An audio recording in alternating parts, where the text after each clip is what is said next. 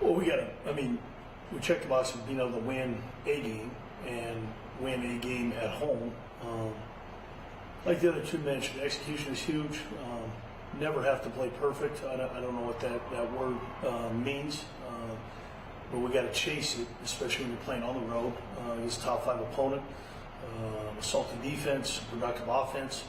They haven't played their best ball. Probably Coach Vegan would have tested that in their first 4 games. It's kind of the antithesis. Their first 4 or 5 are at home. Our first 4 or 5 are on the road. So something's got to give come Saturday, and they're going to be angry. 17-0 at halftime against Mercyhurst, and the end game ended up being 17-0. So they did enough to win, but probably expected a little bit more out of that. All 3 phases. Hell of a running back group. I know it's been overstated for quite some time now. They've been deep and really, really, really good at running back for a long time. Not a ton's fallen off since Tommy's left. They do some of the same things with Lamson. They play action. They take shots when they need to. They want to keep the ball on the ground as long as they can. They try to confuse you with some trade shift and motion. So defensively, we've got to tackle. We've got to wrap up. We've got to overpopulate people with the football and be situational successful when those times come. It's going to be a rowdy fan base, probably louder than Boise, to be honest with you. Some guys haven't been to Bozeman. Last time we were there, it wasn't a fun ride, and so we're preparing for ruckus crowd as it should be. Big sky opener for both teams. We're on the road there at home. We both want to start 1-0 in conference. It's a new season. Conference season is a new season. And it was a really good thing for our guys to finally be on the winning side of things last week, because they've done a lot of things to put themselves in positions to that point. But it's a new season, 0-0 for everybody going forward for the next 8, one at a time. What were you most impressed with your team's performance last week? Probably from a standpoint, I think we had the most consistent pass rush we've had in 4 games. We got home, I think, 3 times. Obviously, the one takeaway was awesome on defense, because it was the first play of the game, first play of the third quarter, which put us in a position to extend that lead from 10 to 17. I think the punt return game was awesome. I think I mentioned in the team meeting, I don't know that I've seen 3 returns, 20-plus yards since 2016. That was the last time Cooper Kupp stepped on campus in pads. So that was a huge injection of momentum in the game. I think we protected really well, and 2 stepped up, not statistically from a completion percentage standpoint, but if you're down in percentage and you're up in explosives within the ones you complete, boy, that changes the outcomes of games. And so I think we took a major step forward in that capacity with 15. I think the week before we had 4, and the next week, this last week, we had 15. So we got to continue to be creative. So there's a lot to be proud of last week. What's Jared's status? To be determined. Looks like he's going to be cleared to practice today, so we will know. I'd like to say game time, but it's almost like practice time, dare I say. So he's in the return to play arena. Whether he's cleared to play Saturday, he's cleared to practice. Whether he's cleared to play by the time we get there, the anticipation is we would have him. So we're anticipating we have him until we're told we don't have him. So he is cleared to practice, which is the next step in the return to play progress. And would he be, if he's anticipated to play, Yes. Good starter? Yes, and yes. So getting in front of that, we don't have a QB1 and a QB2. We have a QB1. Nate's been the QB1 for the last 2 weeks, but make no bones about it, we got to find ways to get to the football. Whether it's from 15 via handoff, whether it's with 15 in the game, whether it's from 15 in a passing situation, whether it's 2 to 15. Kind of a similar situation we were in last year a little bit, when we felt like we had some guys that could make plays not just with their arm, but also with their lower body. So those 2 guys are explosive players on offense. So QB1 is 15 and QB2 is number 2.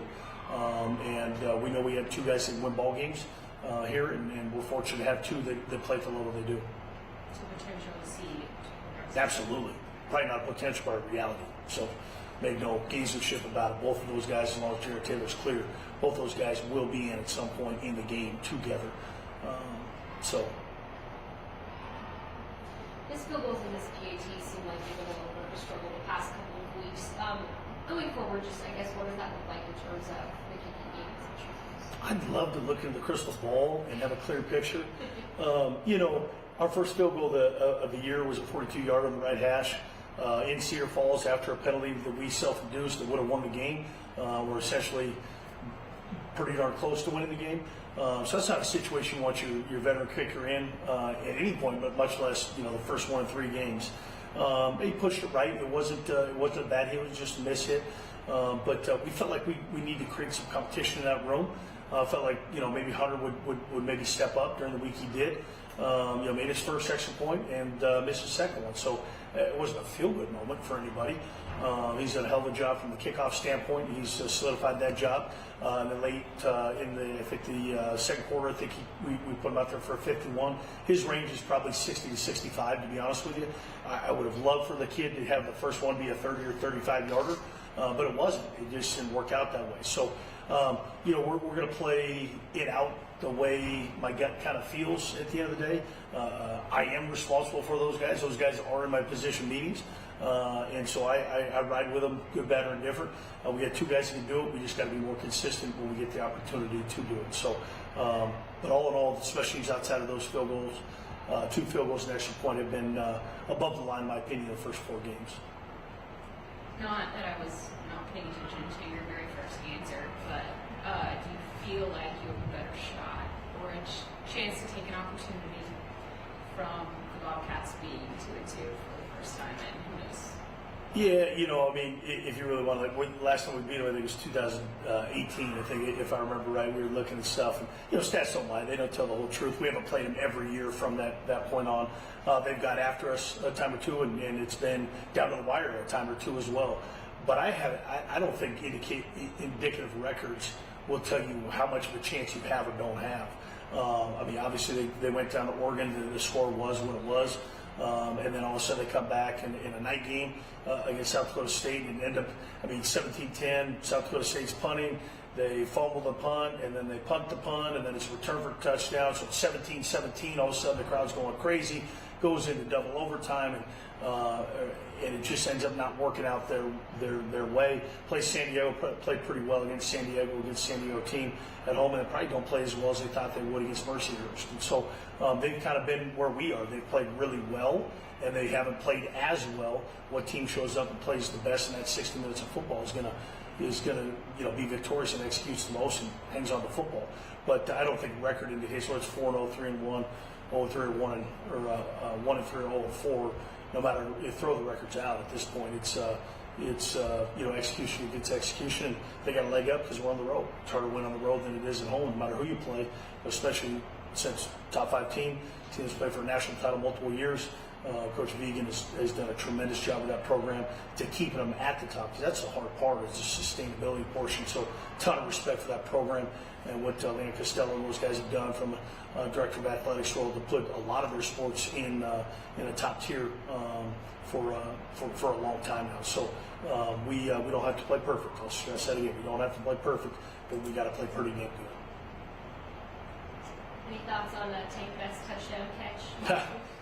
Yeah, it was kind of cool. He snagged 2. Probably should have had one other. He got dragged down the 5-yard line. So I guess he gets his mom's athleticism and his dad's speed. But it set up a touchdown for somebody else. I just the best part of being that is I'm not a coach. I'm a dad. I wear the Cheney Blackhawk hat with pride when I go to those games. I try to take it all in because I get very few moments to do those things. And he only gets one senior year, so for me to only see half his games when we're at home, those things are special. Those things didn't ring true 17 years ago when there was no kids around. Now it's got a whole different meaning, a whole different purpose. So I'm a hell of a proud dad. His mom has done a great job while I'm out of the house 85% of the time, and so a lot of credit's given to him. So we're fortunate parents, and hopefully he feels like he's a fortunate kid. Any thoughts on your matchup with Gonzaga Prep? I'll tell you what. Well, it's Gonzaga Prep week. Our daughter's playing varsity volleyball. They play tonight, and obviously Gonzaga Prep's got a great volleyball team.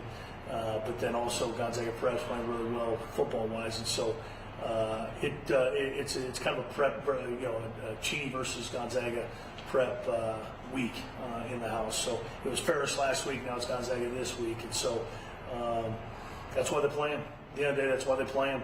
And they keep score for a reason. So Do your best, just follow as they may, no matter if it's high school or college, no matter if it's volleyball or football. Sports do some funny things. You guys cover it. You know all about that. It's a one season, 1 week at a time type mantra. So don't back down from competition.